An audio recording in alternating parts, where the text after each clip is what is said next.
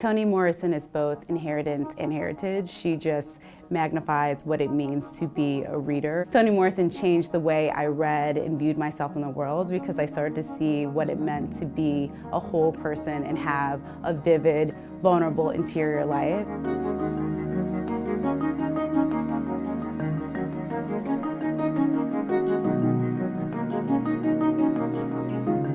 To see that we are finally paying tribute to her in this profound, prolific documentary just feels right, and almost to the point where it feels overdue. We should have done this sooner.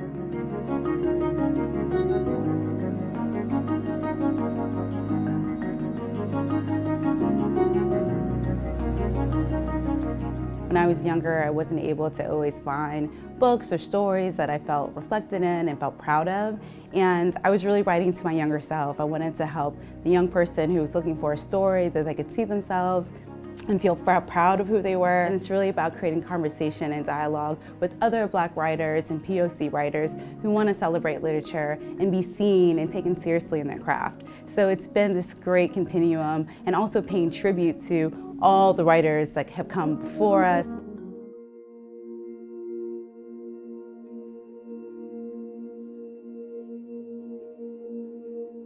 What's shocking, I think, to people is that you're seeing this side of Toni Morrison that you just never see.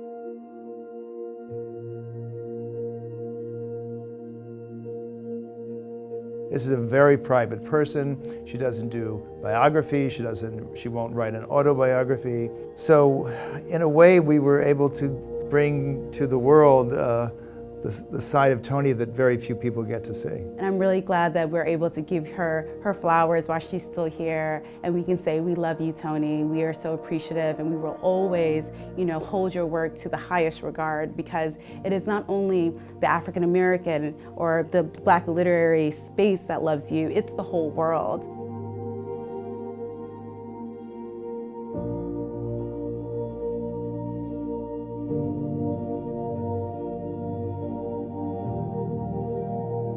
She understood that her writing was for Black characters, for Black people. It was for them to see themselves and not feel misconstrued or misrepresented. They felt visible. And this idea that we always have to write to, the white gaze or any other gaze in the world, it doesn't exist in Toni Morrison's work. She sees the fullness of our lives and the interior voices, and she doesn't ignore or she doesn't misrepresent us. I think it's hard to also understand today how revolutionary that was when she was doing this, back in the late 60s, and to understand how much pressure there was against a Black woman to write this way.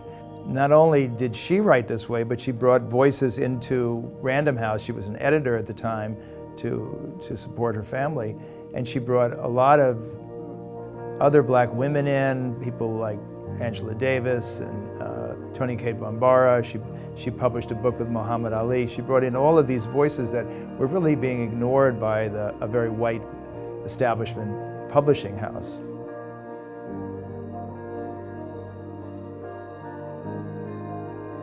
I think if you watch the film, you're going to see one of the great role models, that she's someone that will inspire you, that will give you ideas for your own life. It's so important to pass on the legacy to a younger generation so they can know who they are and where they stand in the legacy of Black women writers. Toni Morrison is part of this larger continuum that also includes Alice Walker and Maya Angelou and Toni Cade Bambara and Gloria Naylor. The list goes on and on and on. And it's important for us to know our history. They really have provided blueprints for us to know who we are and how we can write ourselves.